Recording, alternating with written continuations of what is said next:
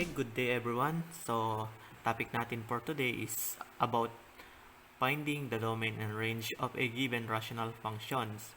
So, when we say domain, this is all possible values for x, and range is all possible values for y. So, domain is just as simply when we substitute the value of x, so magbibigay ito sa atin ng result or yung tinatawag nating y. So, example number 1, f of x is equals to 1 over 2x. So, paano ba natin malalaman kung ano yung domain ng given rational functions? So, isip lang tayo ng number. Umpisa natin sa negative numbers. So, if x is equals to negative 1, so, yung ating f of negative 1 is equals to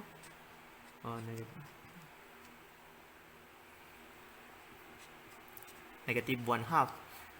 So, if x is equals to negative 1, then yung y natin is negative 1 half. So, pwede.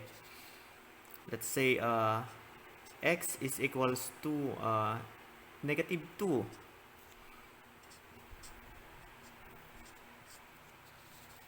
So, f of negative 2 is equals to negative 1/4. So, pwede rin. Let's say, x is equals to negative 10. So, f of negative 10 is equals to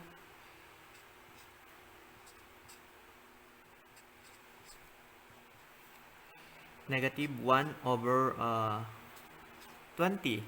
So, pwede rin. So, ibig sabihin, pwede lahat ng negative numbers.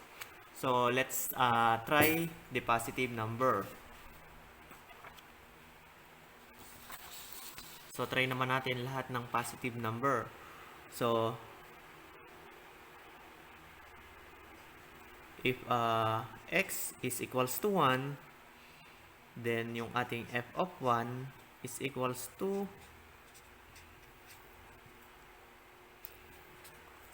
positive 1 half. So, pwede. If x is equals to 5, then yung ating f of 5 is equals to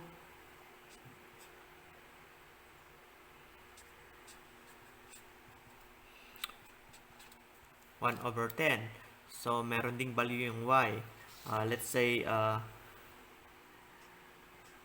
if x is equals to 15, then yung f of 15 natin, f of 15 is equals to 1 over 30. So, may value rin. So, ibig sabihin, pwede rin lahat ng positive numbers. So, itry naman natin yung 0. So,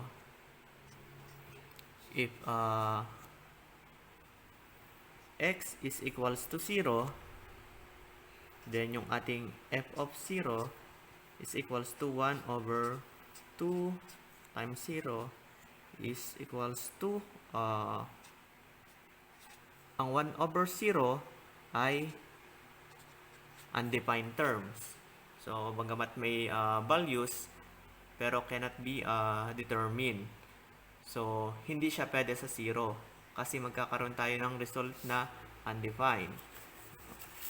Ngayon, ang domain natin is all elements of real numbers. So, pwedeng lahat ng positive, lahat ng negative, except sa 0. So, paano ba yun isulat? So, all, baliktad na A, elements of real number, then yung x natin, x such that x is not equals to 0 or x is not equals to 0. Or pwede rin yung ganitong way ng pagsulat. So, the union of negative infinity to 0 and from 0 to positive infinity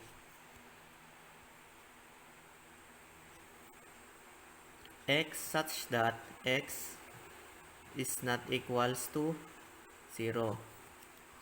So, yan yung ating domain. How about the range? Paano ba yung range?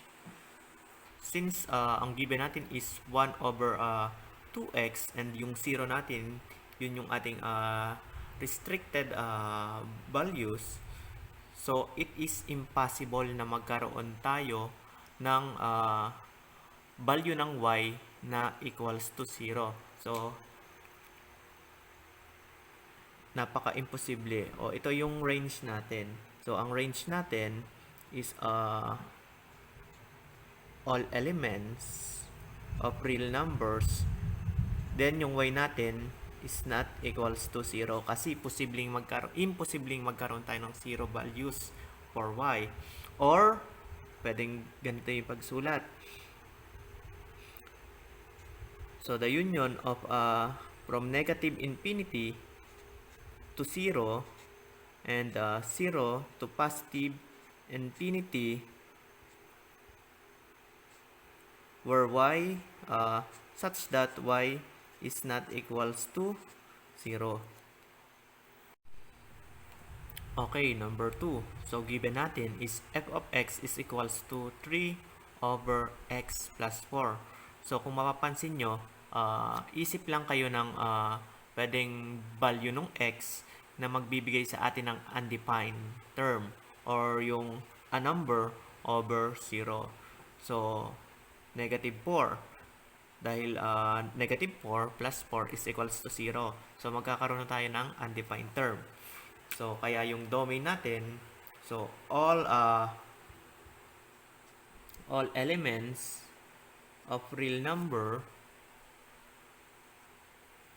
except negative 4. Dahil magkakaroon tayo ng undefined term. Or, pwede rin ganito yung pagsulat natin.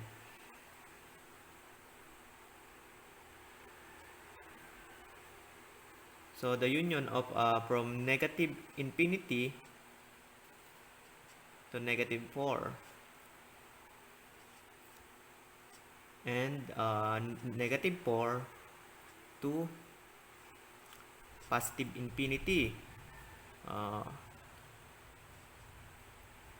where x such that x is not equal to negative 4.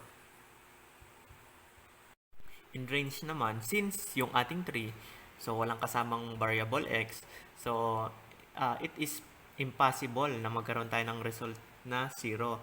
So, kaya yung ating range is all elements of real number except 0 or the union of negative infinity to 0 and from 0 to positive infinity such that y is not equals to 0. Ang domain natin is domain is all elements of real numbers. So, kasi lahat ng real number, ng elements of real number ay pwede from negative infinity to positive infinity. Or, pwede rin ganito.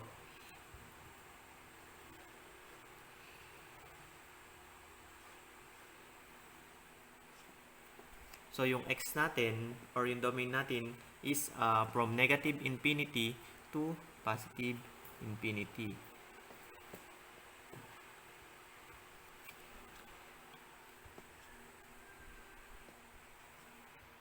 Or x such that x is elements of real number. So ito yun. X is element of real number. How about the range of sample number 3? So let x, start muna tayo. Let x is equals to negative 1.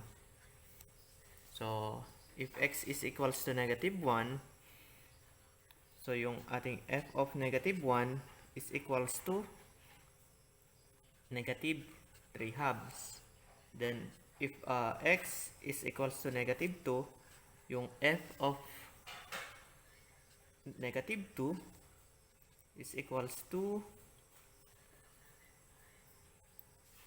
negative 6 over 5.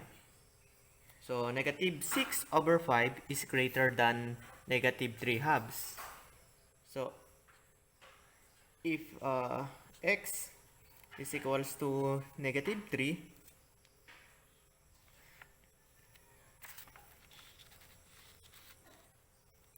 then yung f of negative 3 natin is equals to negative 9 over 10. So negative 9 over 10 is greater than 3 halves. So meaning to say, so in negative numbers, so yung negative 3 halves na yung pinakamaliit nating possible values of x.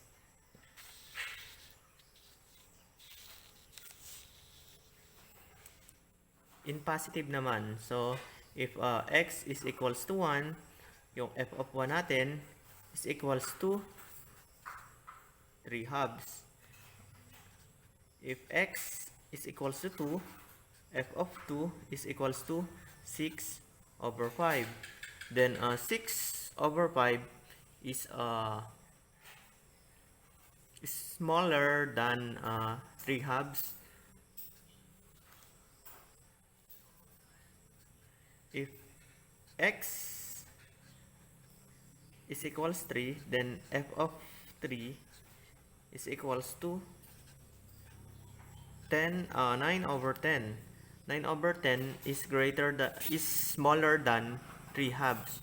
So, ibig sabihin, yung ating 3 halves, siya na yung pinakamalaki nating digit if x is a positive number.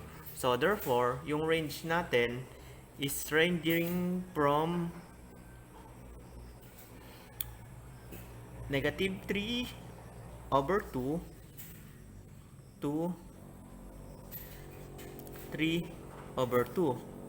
So, kahit anong value ang isubstitute natin, o kahit 0, kahit negative or positive, so, nasa pagitan pa rin siya ng negative 3 halves to 3 halves. Or y such that, so yung value ng y natin, so is in between of negative 3 halves